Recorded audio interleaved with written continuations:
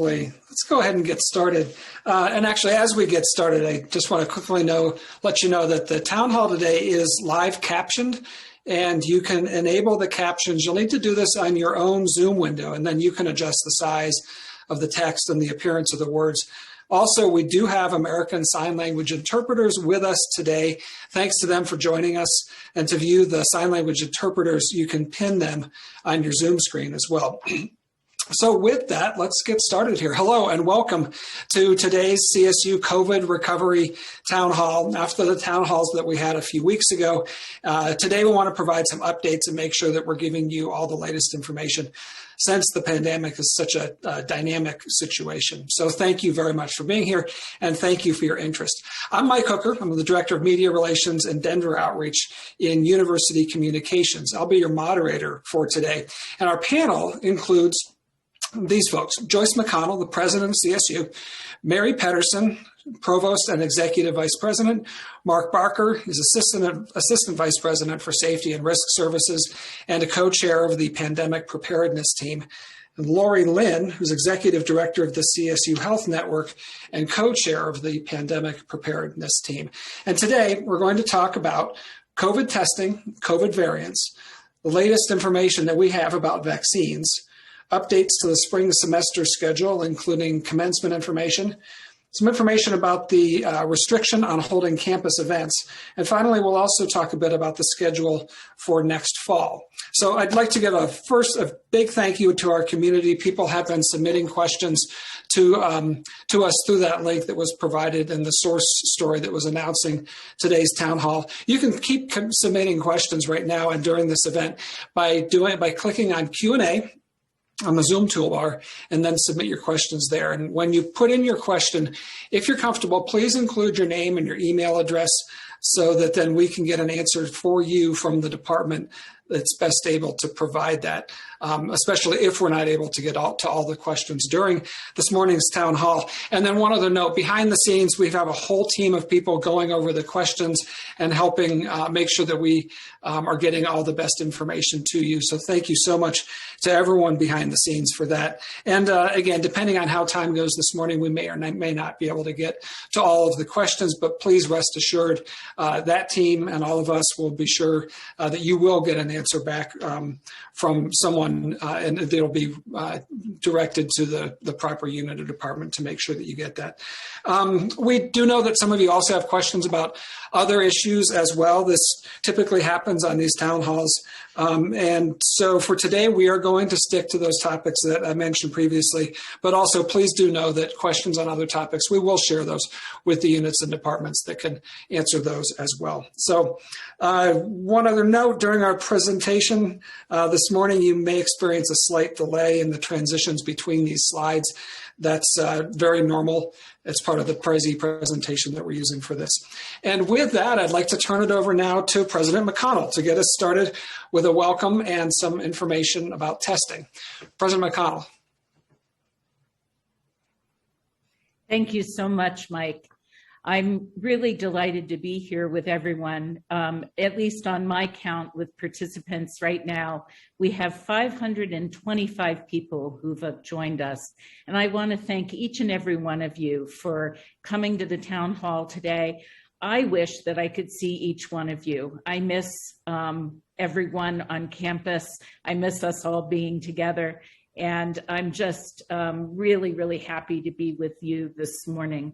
I know that many of us have a lot of feelings about the pandemic because we're coming up on the 1-year anniversary of the point at which we actually went fully remote last spring.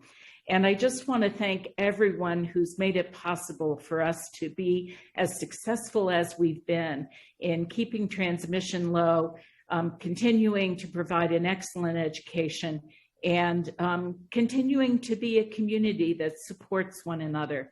It's really a wonderful thing to be able to understand our resilience and our ability to pull together in a time of need. And so we always say we're stalwart Rams, and we really are.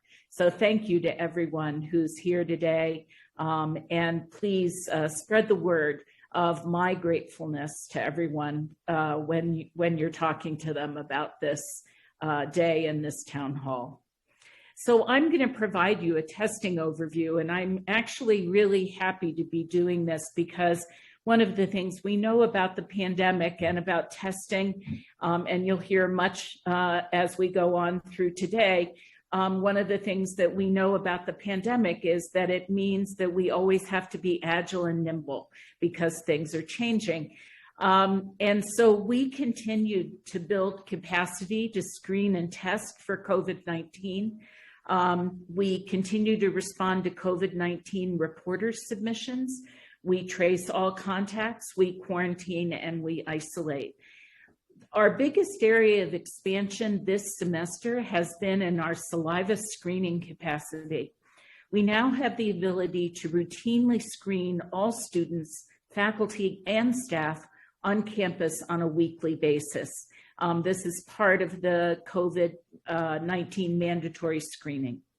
The MAC gym is the primary location for saliva screening. Additional sites include pods that we've located for convenience. One is at the Moby Arena lot, main campus, one near the Veterinary Teaching Hospital on the South Campus, and one on the Foothills campus will be fully operational next week. For the latest update of maps of locations and hours of operation for each of these sites, please go to covidcolostate.edu. I do want to go over some numbers so that you have a sense of the scope of what we've been able to accomplish together in terms of testing. We have been able to test more than 26,000 people since spring semester started. This is really quite extraordinary. We've averaged 8,000 or more screenings per week, meeting with the current demand and with room to expand. We're currently testing 25% more than in our peak screening weeks during the fall semester. Positivity rate is down, hovering around 0.5% compared to 3% and 4% during the fall semester. And thank you for all of you who are on campus, particularly all of our students, employees, faculty who are here on a daily basis. You have been doing an amazing job of keeping those numbers down. And our overall saliva screening tests support the results we would expect to see from nasal swab tests at a high level. So we've been able to make great progress since the fall semester in terms of our testing and resource capacity. Thank you very much. I'll toss it back to you, Mike. Thank you, President McConnell. And now we're going to head over to Lori Lynn to talk about COVID variants and vaccines. Lori Lynn. Good morning.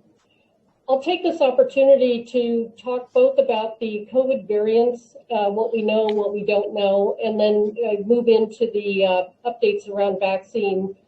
So for the variants, we are beginning to hear a lot in the media about various variants that are emerging around not only the country but the world. I've listed out a few that are most recognized at this point. The UK, the South African, Brazil, and Denmark. And the development of variants is actually something that is not unexpected. We knew that as COVID developed, that there would be the emergence of variants.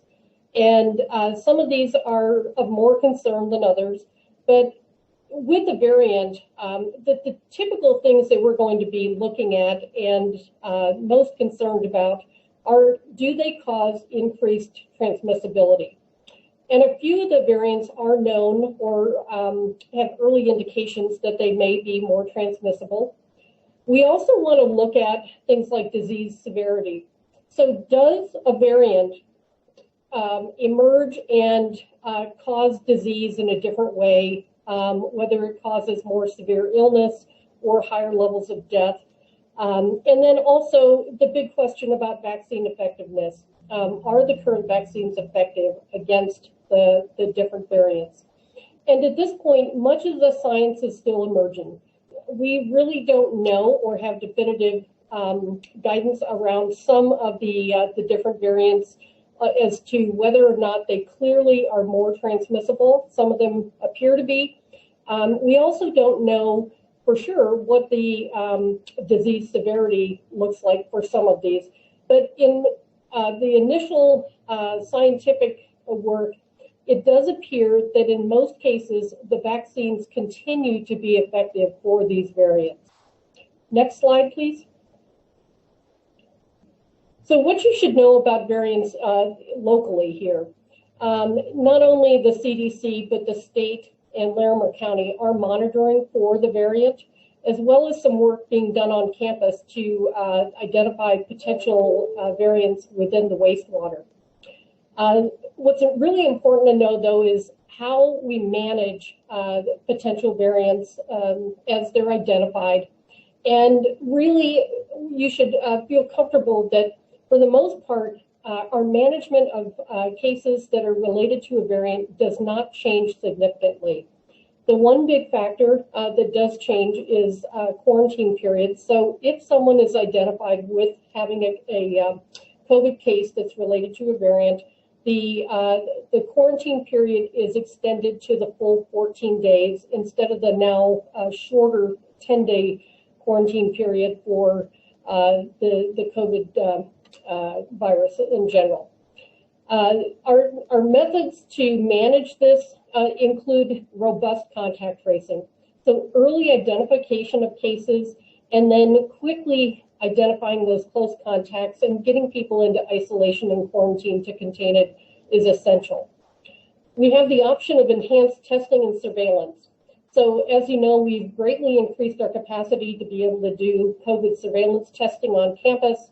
And as we identify potential issues related to variants and it's found to be suspected to have increased transmissibility, we will look at, do we do additional targeted testing to be able to identify more quickly various cases. And then probably our best guidance is don't let your guard down. Now is not the time to ignore or to get lax on public health measures. So make sure that you're wearing your mask, you're continuing to focus on physically distancing, and then use that COVID reporter if you're symptomatic. That allows our contact tracing team to reach out and engage with you to evaluate whether or not we need to assist you with getting tested or provide guidance around public health for isolation and quarantine. Next slide, please. Now we're going to go into some vaccine updates. First, I want to just kind of reinforce that prioritization of the vaccine allotments are guided by state guidance. And the state has set various categories determining when individuals are eligible to receive the vaccine.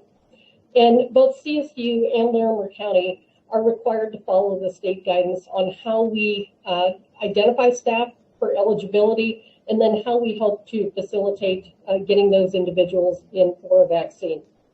Larimer County is focusing on coordinating vaccine distribution, so they're assisting with identifying which providers are able to provide the vaccine, and then also working with some of the large health systems to coordinate larger scale vaccination clinics, which will be available over the coming weeks and months. CSU, as I mentioned, is working to identify eligible staff. Just this morning, we met with them to start looking at what the next phase of eligible staff will look like. So working through those issues, and we'll be able to communicate that at some point here in the near future. Just recognize that vaccine demand continues to exceed supply. So although we have a lot of different resources that are available to administer the vaccine, we unfortunately simply don't have a robust enough vaccine supply line to be able to quickly vaccinate as many as we would like. I do want to just remind everyone that highest risk first means that we truly are trying to make sure that those that are at highest risk receive the vaccine first. And we're trying to move as many people through the vaccine system as possible, but we do want to make sure that we're appropriately prioritizing those that need it first. And just also a plug that so far the vaccines are very safe, effective, and free. So we don't want to, once you have the eligibility to receive the vaccine, we don't want to have anyone not get the vaccine because of fears over safety or effectiveness or potentially the cost. There should be no cost to the individual getting the vaccine. Next slide, please. So currently, the eligible groups as of February 8th include healthcare workers that are high to medium risk as far as exposure goes, COVID response personnel. So on our campus, it's primarily those involved in test collection and the lab staff working on processing those samples. First responders, individuals 65 years and older, pre-K to 12 educators. And at this time, unfortunately, the state has not allowed faculty to be included in that category of educators yet. We are continuing to advocate for that. And then child care workers. Next slide, please.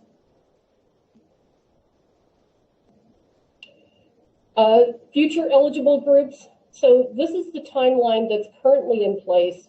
It is possible that it could change, so just keep in mind, and you'll want to go ahead and monitor the COVID page for expected dates. But phase 1B3 is the next group that will go live sometime after March 3rd, depending on vaccine supply. And that consists of our frontline essential workers, and that's what I'm currently working with the county to determine which classifications fall within that. And then also individuals aged 16 to 64 with 2 or more high-risk medical conditions. Phase 2 will be expected to start sometime in late spring, and this is going to be dependent on how much vaccine is available.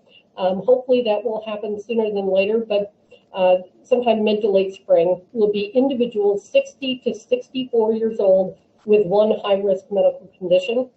And then phase 3 is generally going to start sometime in the summer, and that will be individuals aged 16 to 59. Next slide, please.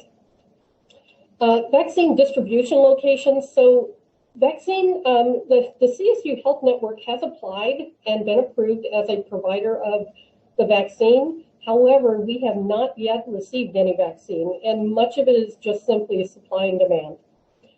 We do anticipate that we will be getting it, and we'll make that public once it's available and identify who the eligible groups will be. But you can also receive the vaccine when eligible through the Larimer County Public Health Department, the large health systems in the community, Banner and UC Health, are offering it. King Super and Walmart, their pharmacy systems, will be doing vaccinations as well. In addition, Salud and Kaiser Permanente also offer the vaccine. You're welcome to go to their websites. There generally are links or a validation that you need to do that qualifies you as whether or not you're eligible. And then you can sign up to receive the vaccine through those sources as well. I do want to cover something briefly. Over the next few weeks and months, as Larimer County and the state of Colorado continue the phased distribution of the COVID-19 vaccine, OEO has asked us to caution the CSU community about asking anybody about their vaccination intent or status. Supervisors especially should not ask an employee whether they will have selected to receive the vaccine or why an employee chooses not to be vaccinated if that information becomes known. Additionally, individuals cannot be asked why they did not get a vaccine or treated differently because they did not get vaccinated. Though we anticipate most of our students, faculty, and staff will be vaccinated, some in our community may not be vaccinated for various reasons, such as health concerns, religious or cultural beliefs, or other personal considerations. Equal Employment Opportunity Commission guidelines note that asking why an individual did not receive or does not intend to receive a vaccination may inadvertently elicit information about a disability. and this would not comply with ADA standards or religious belief protections. So at this point, I would like to turn this over briefly to President McConnell, who will have a few words about vaccine availability and advocacy. Thank you, Lori Lynn. That was such a great review of where we are on vaccinations. I really just have two critical points to make, which is to assure everyone that we are advocating as hard and as often as we possibly can. One, to have our educators be included in the educator category, but secondly, to continue to advocate for distribution of vaccines to higher education and specifically to Colorado State University. We work very closely with the county and with the state to try to make sure that they understand the need of higher education and particularly of our campus with so many people. We want to assure you that we work both on the advocacy in terms of our category and tier, but we also continue to push on availability. I want to commend Lori Lynn on this town hall because she has been vigilant in continuing to make sure that we are in line for receiving vaccines. So thank you, Lori Lynn, for always looking out for us on campus. Really appreciate your work on this. And now I will turn it back to Mike. That's right. And I believe we're moving on to Provost Pedersen. And Lori, just click your camera on if you had anything else to add. Before we move on to Provost Pedersen, though, I did want to mention one thing. We know there have been some technical issues with viewing the American Sign Language interpreter. And please know that the live captions are available to view this town hall remarks. If you click on that captions button at the bottom of the screen, you can turn them on from your own screen that way.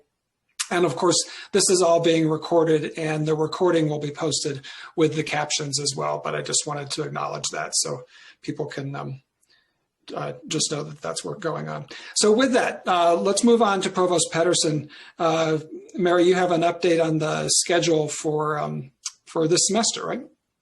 Thank you, Mike. Yes. So I'm really glad to be here to give everyone an update on where we are with our spring 2021 schedule. And because we have managed to scale up our screening and testing and all of the capacity to keep the campus safe and healthy, we are now moving into phase 3. So as you can see on the outline, this coming Monday, February 15th, we will be bringing the remaining hybrid courses back to in-person. And this was the third phase of bringing our in-person classes back to campus. And again, this is now because we have the capacity to do all the screening and the testing of all of the faculty, students, and staff coming to campus. So we will then have 8 weeks until our spring break. And then starting spring break and following that, all of the classes will go remote post spring break. And we will have 3 weeks until our finals week. So the last day of classes will be May 7th, and then we will have finals. So that's a high-level overview of what the remainder of the spring schedule looks like. And probably right now, the most important thing is to encourage the faculty to have an academic reminder that they really need to communicate with their students. And most of you did receive, or everyone should have gotten an email on February 9th from Provost Kelly Long giving you the details of how to remind your students. But the best way to do this is to go to your Canvas homepage and share with your students any transition in instructional methods for your courses, just so the students know if a section, a hybrid portion of their class, which section, time and day, and when they need to show up for classes. So if you could remind them of this information, that would be great. And then also, if you do not have any shift in your instructional methods, if you can communicate this so that we can avoid any confusion on the part of the students. Also, a few other updates, academic reminders. So we have extended the satisfactory, unsatisfactory, or SU grading. So all undergraduates have the option of selecting this option of SU grading for spring as well as for this coming summer 2021. So the spring deadline will be Sunday, May 23rd to select this option, and the student can go into their portal and select the option themselves. And for this summer, we haven't determined the deadline yet. Additionally, we have extended the course withdrawal period to the last day of classes, May 7th, so that all undergraduate and graduate students may elect to withdraw from individual courses all the way up until May 7th. So I'd like to give you a brief update on spring commencement. We are planning a variety of events, but we will still be remote and we will not be planning on-campus events. And so we have planned for a number of opportunities for the students to engage in the ceremonial walks, and that will be through April 5th through the 10th. And we did this for fall semester, and it was extremely successful. So this provides an opportunity for each of the colleges to create a space where the students will go through while maintaining physical distancing, walking up, receiving a certificate, getting a photographer to take pictures. The events will all be streamed virtually, but we will not have any guests permitted. Again, we will still be following all public health guidelines. And while guests will not be permitted for the in-person events, we will have not only live streaming events and recording it so that family and friends can share in this experience virtually, but we will be having a lot of other commencement activities over the weekend. And you can go to the commencement webpage at commencement.colostate.edu to get updates on the digital party pack, social media initiatives, and a lot of other events that will be happening. We'd also like to just remind everyone that we are continuing all of the public health protocols this spring semester to keep our community healthy. So we have our COVID response team that is led by our Pandemic Preparedness Team, and we meet daily. And so our data is reviewed daily, and we look at decisions and review everything on a daily basis to track how we are doing. And this includes the amount of screening, positive test, how we're doing on quarantine and isolation. We continue to work in very close partnership with our local health officers to implement public health precautions. And we are always looking at what's happening in the community around us and working very closely in that partnership. We continue our wastewater testing protocol in the residence halls and other campus buildings. And we test the wastewater, which is an early detection for COVID 3 times a week, and we've begun to look at the variants also in the wastewater so we can see if they're showing up on campus. Our saliva screening paired with the nasal swab testing continues now, has expanded dramatically, as President McConnell shared with us, and our contact tracing teams have been working very rapidly to identify exposed individuals and take appropriate steps. So our scale up this semester has been really significant and very successful to stay on top of where we are on the campus.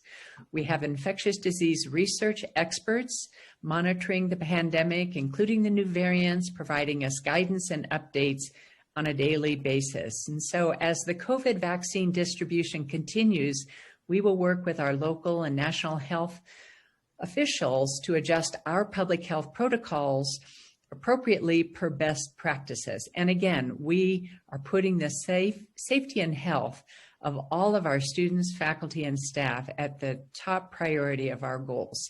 So now I'd like to turn it over to Mark Barker, who will tell us more about the status of spring events. Yeah, thank you, Provost Pedersen. So I want to acknowledge that with our announcement for our transition to phase 3 of our academic piece on February the 15th, we are getting a lot of questions from, and understandably so, there is a little bit of confusion about what phase 3 means, particularly from our staff that are currently working remotely. So I want to remind everyone that if you're currently working remotely now, we will ask that through the spring semester, you continue to work remotely. We're working on plans now and a process that will return the broader campus back to campus and working face-to-face as we have more information. we'll share that out and we'll share that process. But I want to remind that if you're currently working in a remote setting, we would ask that if you're able to, you continue to work remotely through the spring semester. I want to talk about events because we're also getting a lot of questions about events. We know that spring on our campus, the return to outside, folks are eager to get back to more of what typically is our normal face-to-face events. Provost Pedersen talked about the exception to spring commencement and the planning going on there. For the remainder of our spring events, we want to share that they are going to remain as they are now and in a state of being essentially canceled until further notice. There's a lot of reasoning, a lot of discussion that went into that, and frankly, it boils down for us as the pandemic team protecting the opportunity to deliver the academic piece and the academic mission of the university at least through spring. Now, we do know that there are academic events that are a part of approved curriculums, and so those types of events may be permitted. They're subject to review and approval by our PPT. They're looked at on a case-by-case basis. There is a process to submit those events through the university calendar. So we'd ask that if you have one of those academic events, that you submit that through the university calendar. A description of the event will demonstrate how it meets the requirement for all public health guidance. And then you can expect to have conversation with our public health team and our PPT to go through those things. Mike, do we have the next slide? Or we also routinely get this question, and this message is up on our website as well. We know that there's a difference between meetings and events, and we've tried to do our due diligence to define those and provide some definition. Oftentimes it becomes case by case. We would ask that you use the COVID email mailbox if you have specific questions. I also wanted to mention, and we understand that many of you host summer programming and events. Know that we are currently working on assembling a list of those major programs and events on campus. The advice from the PPT at this point is to continue working on your plans, and we will set up a process to be able to review your plans and work with you, again, working through the events calendar that I previously messaged. Thanks, Mike. That's what I have for events now. Thanks very much, Mark. Appreciate it. President McConnell is going to share some information now as we look a bit further forward toward the fall of 2021. President McConnell. Thank you, Mike. I really appreciate it.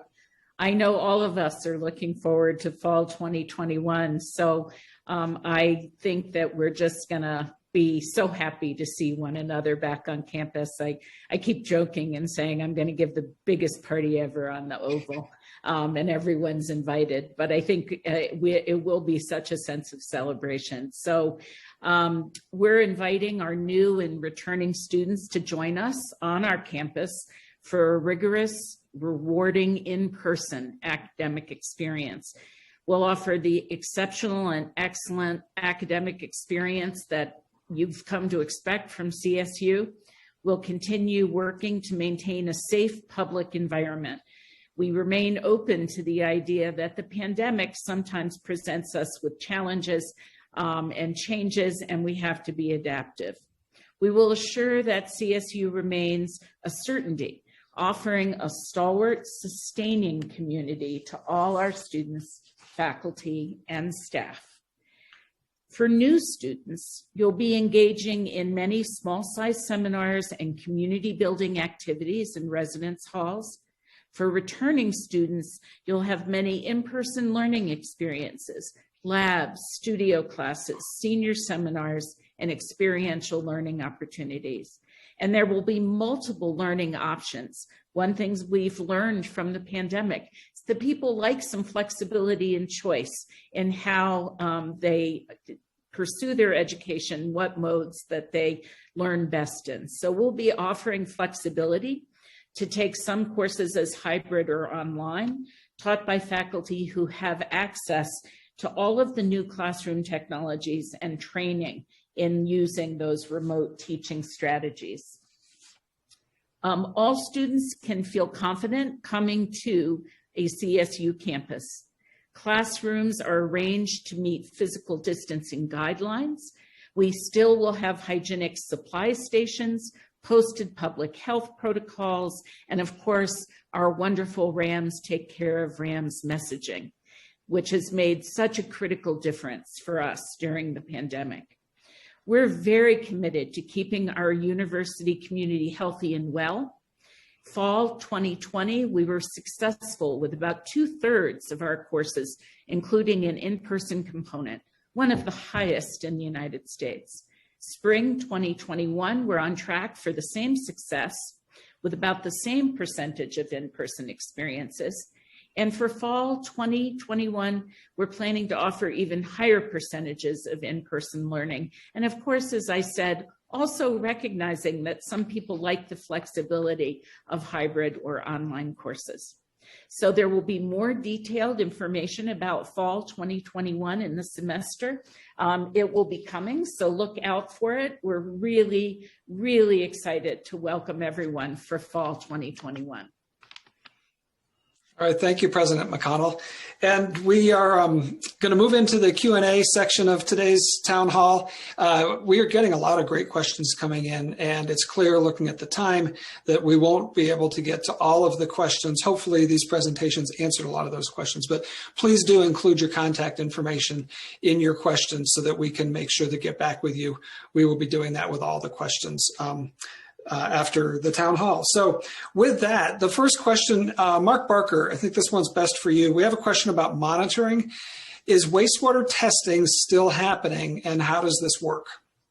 Yeah, Mike, that's a great question. So we introduced the campus community in the fall to wastewater efforts. What wastewater allows us to do is wastewater is a very early indicator signal of virus, frankly, that's on our campus. So we are continuing to monitor wastewater. I can share that we have expanded our wastewater capacity in a partnership with the city and the county, and we are now also monitoring wastewater in some very strategic sites off campus where we know that we have a very high density of students that are living. And so that's a partnership that we will continue. And, you know, President McConnell talked about the capacity that we have been able to build in our screening and our saliva screening and testing program. So that built capacity with the wastewater has really allowed us to double down on our efforts to in surveillance around, you know, prevalence or possible virus on campus. So those efforts will continue. We have a rapid response team that is made up primarily of our research element and some very smart folks on campus from the different sciences that report on wastewater data daily, frankly. So it is certainly a part of our surveillance. Right. Thank you, Mark. Yeah, no shortage of smart folks on campus working on all of these issues. The next one, President McConnell, this one's probably best for you. Can you share a little bit more about what CSU is doing to support the mental health of students and other campus community members? Thanks, Mike. That's such an important question. We really have been doing a lot around mental health support. I want to do a high-level overview of what those services are. And then make sure that people understand to look on our website for additional services. We really are committed to the mental health and well-being of our community, whether they're students, faculty, or staff.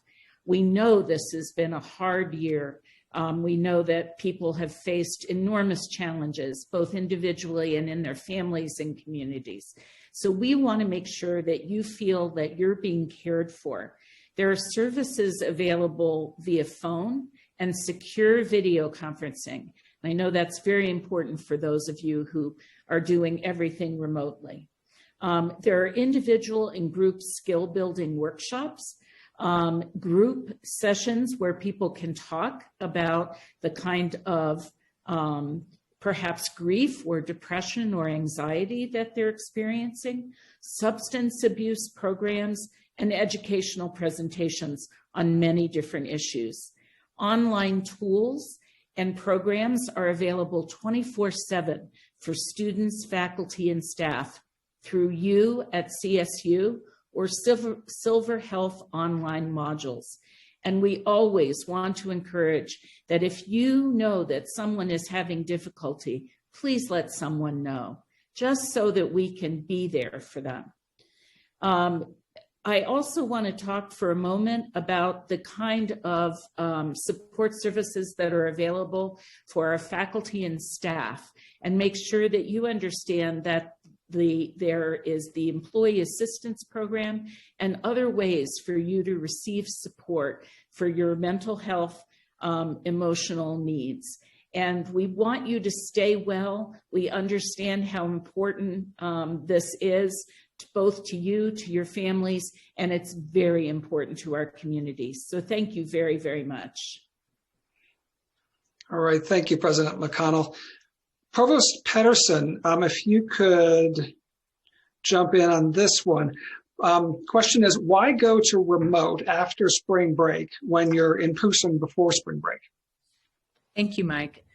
First of all, we have moved our spring break forward an entire month, or pushed it out. So we've delayed spring break. And the main reason is that when we have a spring break, everyone typically travels, or many of our students and even faculty and staff may be traveling. And so with the likelihood of so much travel, when they come back to campus, the chances of introducing the virus from all of the travel goes up very, very high. So the best practices that have been adopted at universities around the country are to go remote following a period of time that you have a spring break. Many campuses across the country have canceled their spring break, so they won't have to deal with that. And we decided, after a lot of consultation and collaboration around campus, that this would take too big of a toll on our faculty and students and staff in terms of fatigue going through the semester. And so we have decided to move the spring break 4 weeks later and then go remote afterwards, so we won't be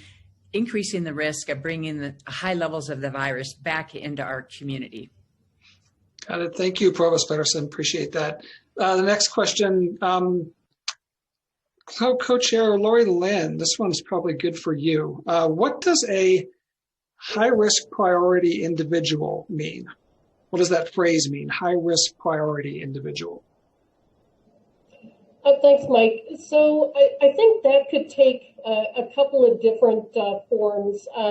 When you're looking at the vaccine, the groups that are currently eligible and determined high risk in those initial phases, phase 1A and 1B1 and 1B2, really those individuals are considered high risk for typically either the fact that they have daily or significant risk of exposure to the virus based on things such as, for example, participating as one of the staff doing the saliva collection.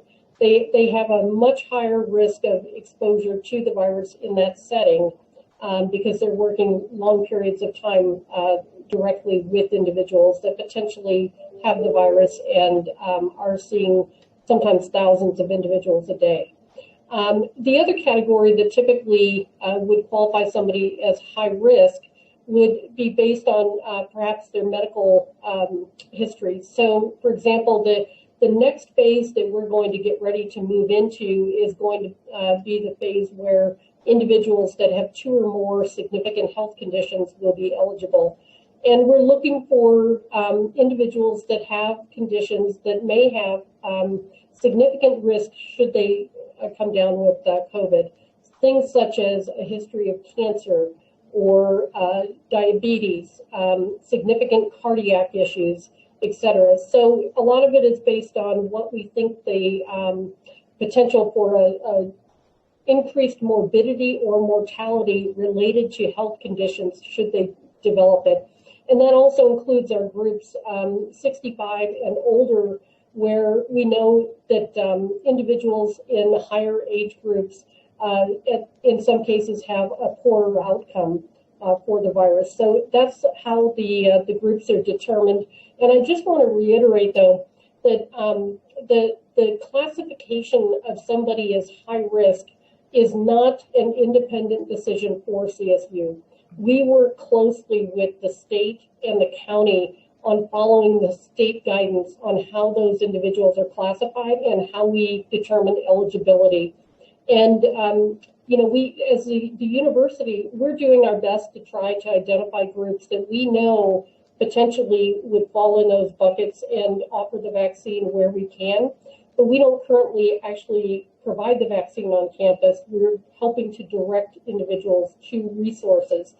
And if you have a personal provider, a physician, or someone who can help guide you as well, we would encourage you to go ahead and use those resources as well. And then just stay on top of, as the guidelines change, identifying whether you think you fall into those eligible groups. And then we can assist with directing you to different resources for the vaccine as well. All right, great. Thank you. Lots of good questions on various topics. Couple on this point. Here's one. President McConnell, this is probably one for you. What will it look like for employees to come back to campus? It's such a great question. I'm glad it's come up. We're working very hard right now. We're focused on the academic mission. So everything that we've been doing has focused on how do we continue to provide an excellent education. And that's why Mark talked about people continuing to work from home, to work remotely. We are working very hard to consider all the options and accommodations that our employees may encounter on a return to work. And that includes particularly childcare and those who are caring for individuals in or outside of their home. We understand that as a workplace, we've been through a tremendous transition and that we have a lot of tools available now for making decisions about how people can work. And so we will be trying to put into place policies that recognize what we've learned from the pandemic, including how to stay really flexible as people need to be accommodated in their childcare and healthcare needs, whether it's their own or someone else's. And this will all be communicated not only to the employees, which obviously is very important, but also to the supervisors so that we have a good, clear understanding of what those flexible policies are. All right. Thank you, President McConnell. Let's see here. Co-Chair Barker, here's one. Could you share how to schedule screening for people coming to campus regularly and what types of testing is available at the testing pods? Yeah, Mike, that's a great question. So we know that there's a difference between saliva screening and PCR confirmatory testing. So we have both on campus. And actually, I want to talk first about the saliva screening. So on the COVID webpage, under the tab Latest Info, you can schedule and register for your saliva screening through either the Mac Gym or in our pods. So that is what happens in those sites. The pods are supporting our saliva program right now, and we are not PCR testing at our pods. Some of you may be concerned because you can't find a link to register for the PCR testing. I want to remind everyone that our public health office directs folks to the PCR testing. So that link becomes available If you submit a COVID reporter, and then our public health team will contact you and determine the need for PCR testing and then direct you to PCR testing. We do know that it's a little bit cumbersome to go to the latest info tab to be able to register for the saliva screening, and we're working through that with our web support folks to actually have a radio button prominently displayed on that COVID site so that you can schedule your saliva screening. All right, thank you, Mark. Provost Pedersen, looking towards summer and fall, here's one. Will there be flexibility in summer and fall course offerings for students who are high risk or have high risk family members at home to continue to learn remotely? So, Mike, we are still planning flexibility in the schedule, and we know there are students in this situation. And so the answer is yes. And the most important thing would be to work with your advisors to identify which courses in the sequence of your scheduling will be available and how we can put a schedule together for you. But we have created across campus over 97, almost every classroom now has lecture capture. And that means that courses that are live in person, all of the lectures can be captured and remotely viewed. And those are situations that need to be set up with your advisors as well as the faculty. So we are working to create those opportunities and flexibility. Right, and actually a similar question, thank you, Provost, for President McConnell. For employees, faculty, and staff, is flexible telework being considered as an option for employees in the future? Absolutely. All options are on the table. We want to learn from what we have had to do in terms of continuing to work during the pandemic. I think there's some wonderful lessons to learn. And so everything is on the table in terms of examining how it is that we will return to work. Yeah, that seems to be such a national conversation too, is that all of this has just changed, like what normal looking forward looks like compared to what it was. Certainly no different here at CSU. Question here for Co-Chair Lynn. We've been hearing about double masking. Do you have any information you can share with us about double masking? Some of the recent recommendations do include the use of double masking. We have not, as a university, pushed that would be the requirement, but there does seem to be additional protection by the use of a double mask. We can certainly put some information up on the website regarding what the findings are, and then recommendations on what double masking looks like. All right, great, thank you. And continuing to look through some of these, it looks like we've got about five or 6 minutes left right now. I think maybe, Lori, let's come back to you. And can you speak a bit more just on, let's continue on the mask topic for a minute, in terms of requirements for where people have to wear masks. Can you talk a little bit about where masks are actually required on campus right now? Masks at this point will be required in most settings on campus. Some of the exceptions would be if you were in a your own residence hall room, you would not be required, to wear a mask in that setting. But even in some office spaces, unless you have the availability of a private office where you can shut the door, that would be a setting where you would not necessarily need to wear a mask. But anytime there's a potential exposure to others, and we would recommend that in public settings while you're out walking around, even though you may be spread out, the recommendation is still to wear the mask. And actually, are we talking both indoors and outdoors?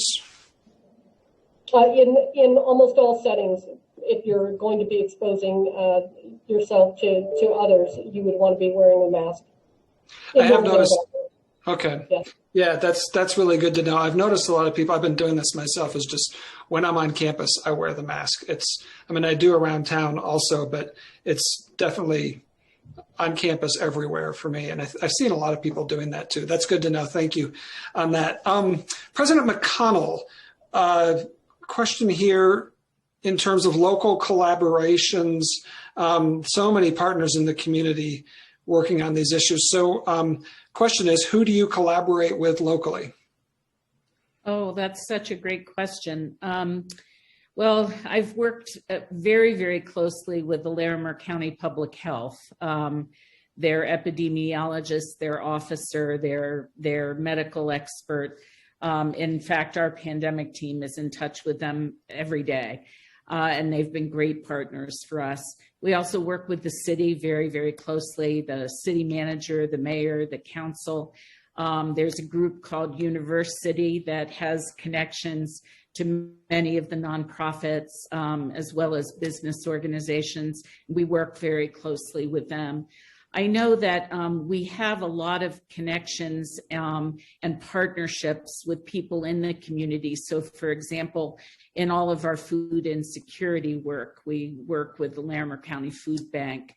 We're working with UC Health very closely in terms of healthcare issues, not just on campus, but in the community.